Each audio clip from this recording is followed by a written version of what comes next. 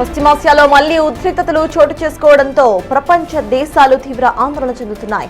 America మెరుపు దాడులు, Iran ప్రతిదాడులతో Gulf దేశాలు గజగజలాడుతున్నాయి. తాజా ఉద్రిక్తతల నేపథ్యంలో హర్మూజ్ జలసంధిని పూర్తిగా మూసివేస్తున్నట్లు ఇరాన్ సంచలన ప్రకటన జారీ చేసింది. హర్మూజ్ ను దాటే ప్రయత్నం చేసే ఏ నౌకరైనా సరే నాశనం చేస్తామని హెచ్చరించింది.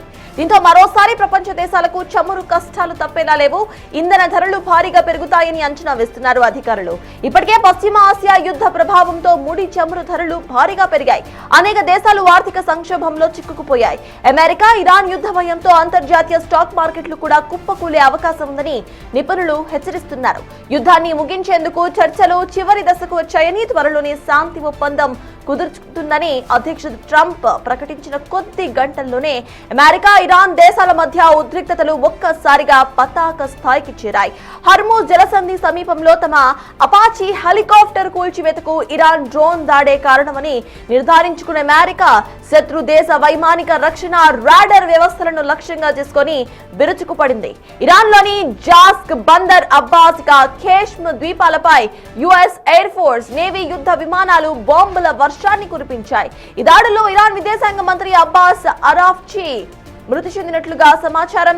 ఇరాన్ ఎయిర్ డిఫెన్స్ సిస్టమ్స్ పర్యవేక్షణ రాడార్స్, గ్రౌండ్ కంట్రోల్ స్టేషన్లు ధ్వంసమైనట్టు అమెరికా సెంట్రల్ కమాండ్ ఇప్పటికే ప్రకటన జారీ చేసింది.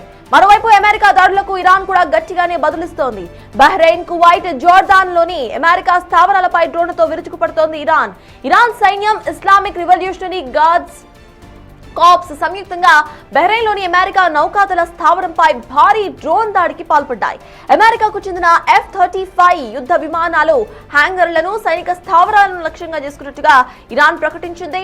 బుషహర్ ప్రావిన్సెస్ పై ఒక అమెరికా MQ-9 రిపేర్ డ్రోన్ ను కూల్చివేసినట్టుగా IRGC ప్రకటించింది. తమ భూభాగంపై దాడులు ఇలానే గనక కొనసాగితే తీవ్ర ప్రతిస్పందన సైతం ఉంటుందని అమెరికాను హెచ్చరిస్తోంది ఇరాన్. గల్ఫ్ దేశాలపై ఇరాన్ ప్రతీకార దాడులకు దిగడంపై అమెరికా అధ్యక్షుడు డొనాల్డ్ ట్రంప్ మండిపడుతున్నారు. ఇరాన్ పై మరిన్ని దాడులు చేస్తామని ఆయన సైతం హెచ్చరిస్తున్నారు.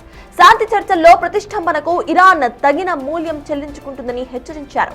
అమెరికా దళాలకు ఆశ్రయమిస్తున్న బహ్రెయిన్, కువైట్, జోర్దాన్ దేశాలపై ఇరాన్ కాల్పులు జరిపిన కొన్ని గంటల వ్యవధిలోనే ట్రంప్ ఈ హెచ్చరికలు జారీ చేయడం విశేషం.